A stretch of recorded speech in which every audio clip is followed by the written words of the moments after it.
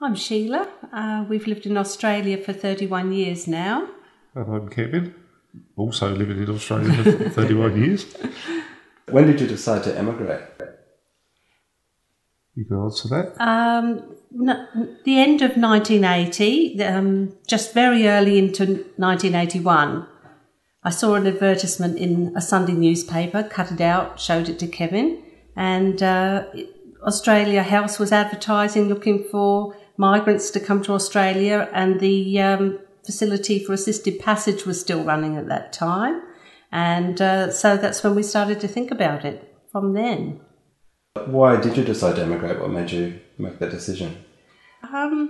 Probably the key factor for us was the fact that we wanted to have an adventure, I think.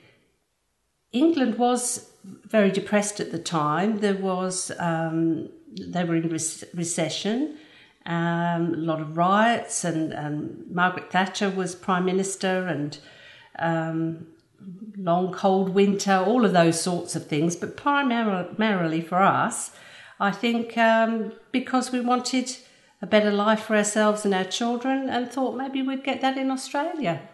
We were given assisted passage, which meant it cost us £50 per adult for a ticket, and the children cost us £50 for the two, and they brought out my tools of trade. And I remember the fella saying, I'd be just a few kilos, 25 kilos I think it was. He said 2 shifters and a screwdriver about pull you up for that. But I brought out all my tools of trade. I put them into an old suitcase and they came with us. Yeah, the deal was, if we'd gone back again, we would have had to have paid our fare both ways. Within 2 years. Within 2 years. If we'd gone back within 2 years. If we'd left after 2 years, returned after 2 years, we would have only had to pay for that, the return. So really when we left, it wasn't a forever thing necessarily. We thought, well, we'll go and see. We don't have to stay. We'll just see what we think of it when we get there. Once the ball started to roll, it seemed to get more and more attractive. No, we didn't know much about Australia. And I remember when we were at Australia House, we bought a courier mail. That was a courier mail. And you could buy Australian papers there, and we come home and we looked at it, and we had to. We got one of the last to be given assisted passage because of my trade, and we had to arrive either in Sydney or Brisbane. And by looking at the prices of homes and rent and houses in Sydney compared to Brisbane, we chose Brisbane. But we knew very little about Australia, apart from what we'd seen on the TV. Yeah, it was actually before Neighbours, so yes, before Neighbours. So really, we knew very little about Australia. We'd seen the TV movie A Town Like Alice, and there was a TV show on at the time. I believe it was helicopters. Some kind of helicopter rescue. So that was because obviously A Town Like Alice doesn't show you the cities in Australia. So it was literally all that we could see of Australia. And we had a colour brochure sent to us from Australia House that showed pictures of the lifestyle, the centre of Brisbane, children playing outside in the street, children playing in a creek, that sort of thing, all the sunny outdoor lifestyle pictures. We'd seen that. In fact, what sums up how little we knew in England about Australia, when we came in July, the following January, I sent a birthday card to my brother, and his answer to that was, oh, their cards are as good as our cards in England. And we flew out with British Airways flight BA011. Do you Why I remember that, I don't know, but yes. And we flew into strikes here when we arrived. There was a refuelling strike. Refuelling strike, so we had to fly into Sydney, and then we had to transfer to an Ansett plane at Sydney to fly up to Brisbane, and all Sheila's clothes had disappeared. One of the suitcases had gone missing, and it happened to be the one with all my clothes in. And I remember I got a $30 compensation payout.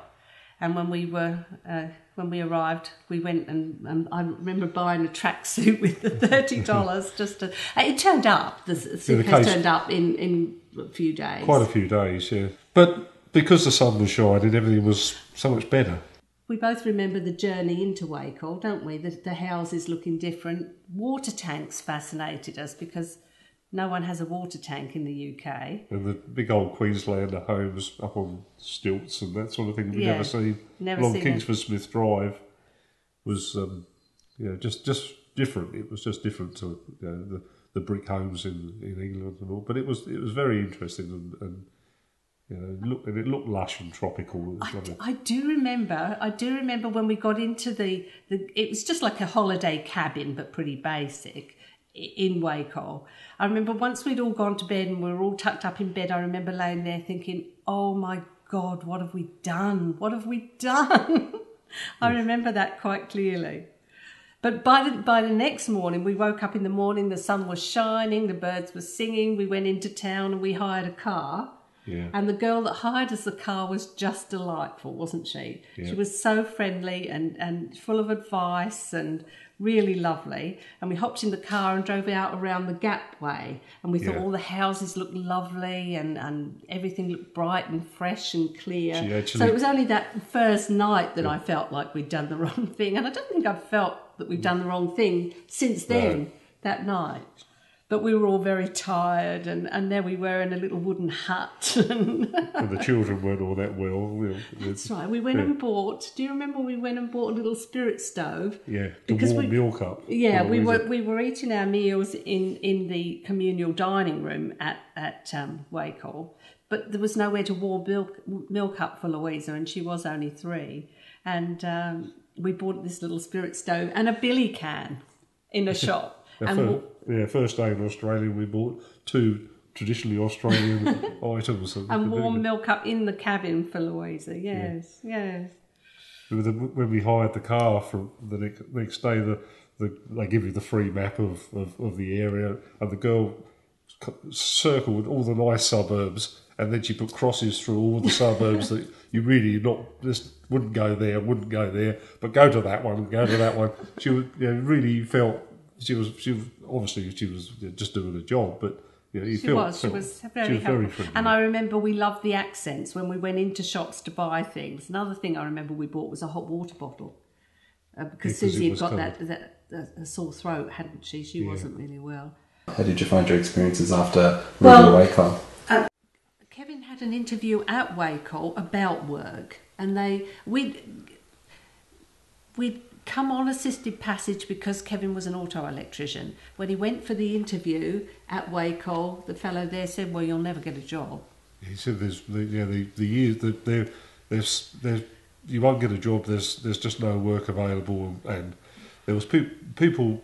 It was pretty negative, and I thought. Well, and I remember saying to him, "I haven't come for a holiday. I've come for work." So we got the courier mail, and there was fairly soon, I went for a job down at the Gold Coast, which really didn't exist, and I didn't really want to go and live at the Gold Coast after looking at all the newspapers because it was expensive and didn't really fancy that. Anyway, the job really didn't exist. I think he was looking for an apprentice, and so kept looking at the papers, and this one in Toowoomba came up, and we went to Toowoomba, and I got the job. Well, actually, we did just miss out the bit that we were only in Wacol for about 10 days. Susie did have a sore throat, and she was on penicillin. I expect the stress levels had been pretty high before we left England, and I think that's why they helped us get out of Wacol quickly, and they got us a flat at Wooloowin. But we were only there for about 2 weeks because Kevin was looking for work. And it was up very close to the Lutwyche Centre, which was different for us. It was a big modern shopping centre, which we didn't have from the little village that we came from.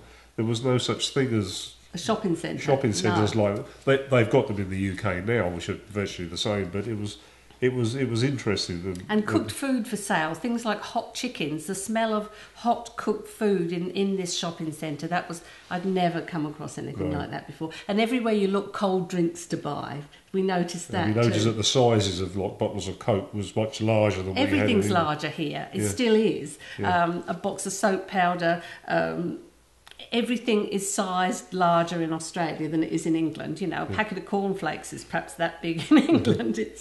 Everything is smaller, isn't it? Yeah. Okay, we've covered some of your first experiences when you first arrived here, but I'm curious, there's been obviously a lot written and a lot in the media about life under Margaret Thatcher and what it was like in the UK at the time. Just interested in your first impressions of the differences between the two countries at that particular time in the early 80s. Well, for myself, I'd say probably a sense of optimism here and a sense of depression and so on in England. What do you think? Yeah, well, we arrived and all the Australians were all so proud of their country, whereas a lot of the English weren't, they weren't proud of their country. And, well, it didn't appear to be. I think, and we weren't from an oppressed, depressed area of England either. We come from Sussex, which was unchanged and very a lot of wealthy people living there, and we didn't feel like we were affected by the anything over there, the political situation, but we just felt there was a general feeling of everybody was a bit miserable. And hard to get ahead, I think. We were at a stage in our life we'd got a mortgage and the children were born, we'd got the family we wanted. We were marking time, we weren't getting ahead in any kind of way in England, and couldn't see how we would be able to. And I think we both felt that once we got here, we realised that the working man gets a better standard of living for his wage in Australia than he does in the UK, or certainly at that time. It's very hard to say now exactly how it all pans out in the UK, but at that time we had got a much nicer house for the same sort of money, didn't we, here? Yeah. And I do believe that a lot of people are prepared to sort of like knuckle down and got patience. We really haven't got much patience. We like to sort of do something, and and we had the opportunity to come to Australia. I thought, well, why not? Why not? It's worth a try. It's going to be a little bit of an adventure. But we were 29 years old and didn't take a great deal of interest in politics, it would be fair to say. But my overall feeling is there was that sort of depressed, and England was in recession too, definitely was in recession, and there were a lot of bad things going on. And so it's fair to say it didn't affect us directly. Kevin was never out of work and so on and so forth, but the actual atmosphere of the country at the time was fairly depressed. There was riots, Brixton riots, and there's every night on the TV there was the troubles in Ireland and all that sort of. Yes, you don't think it's affecting you until you don't.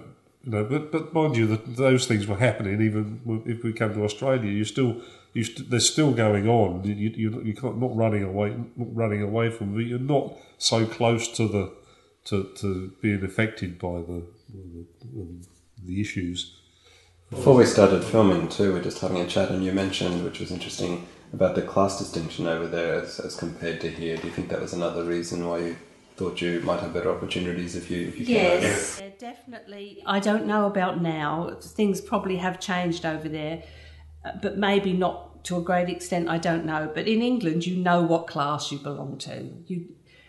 We certainly did in the 80s. You know exactly where you fit in the class system, and we were the doctors. You'd be very much more respectful towards the doctors. Whereas here, I can say to my doctor, "Are you sure about something?" Or you do, "Oh yes," and you work as like more of a team here. Whereas over there, when we left, it was a case of, "Oh yes, doctor, no doctor," and he felt a little bit more. Mind you, it may be that because we were younger, and that could be it too, couldn't it? Yeah. And it's very, very. Although we've been back a number of times, it's very, very hard to say what exactly it would be like living there now. But I'm sure that the class system, you've only got to open your mouth and you know where you fit in the class system. That's, I think. You just simply get a better standard of living in Australia for a working man's wage. You mentioned too that the doctors do dress a little bit differently. Oh yes. When we first arrived, we had to take our younger daughter to a doctor in Wickham Terrace. In the very first week, So we were very, very fresh in the country. And the doctor had shorts on, long socks and shorts. And we were just astonished because it was so informal compared to a doctor in England, to see a doctor in shorts. Yes. We might just move on to when you've obviously settling now, you've got yourself a job. I guess the kids are heading into school. How did you find that experience? Everything clicked into place, didn't it?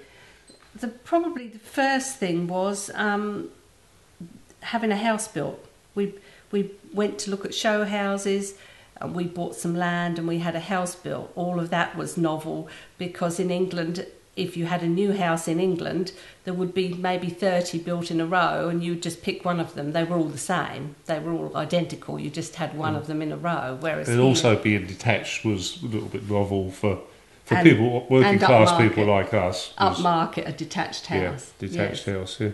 And the lovely thing was that you could buy a block of land and you then have the house built. You chose from a list of plans, and then you chose the colours, and you know, so much choice.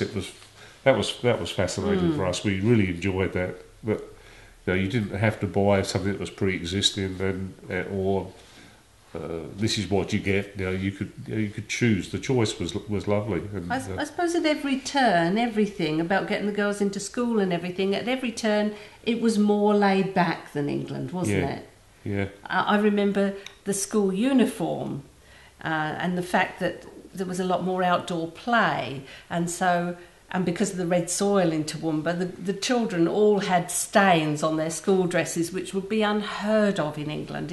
In England, their uniform was navy and white and crisp, and you polished your shoes, and the very laid back uniform was.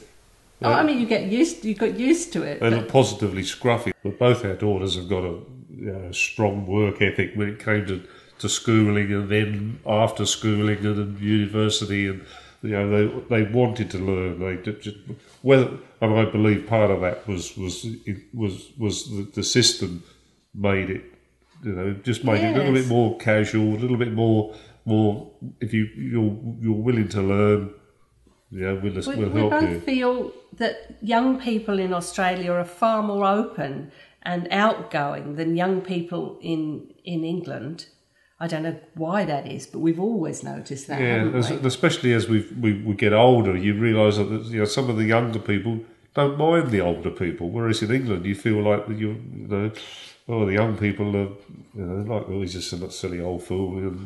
But we find that the youngsters, but it may be of the youngsters that we know, are so bright and so lively and so refreshing with them, and not surly like some of the English teenagers can be a little bit dour. Yes, yeah, a bit dour.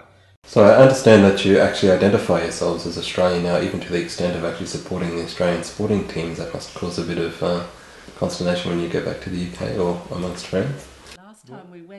Last time we went was 3 years ago, and England had just won the cricket. Do you remember? Oh, didn't they like to tell you? They just love to tell you. I was just waiting for it at the beginning of every conversation that they'd have to rub it in. Yes. And I remember thinking to myself, well, you haven't won it for about 20 years. Not that I'm a sport fan, but... Yes. They won the English football team, soccer team, won the World Cup in 1964, and they do like to tell you, keep telling you, 1964 for goodness sake, we're proud to be Australian. Yes. I don't. It's not something I have to even think about. That's where my gut feeling is. I am. We live in Australia. We barrack for the Aussies. We've thrown our lot in with the Aussies.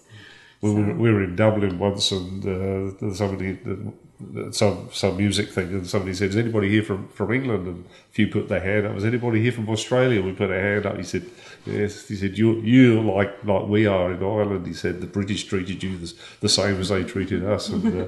And we were proud to be Australian, to be there.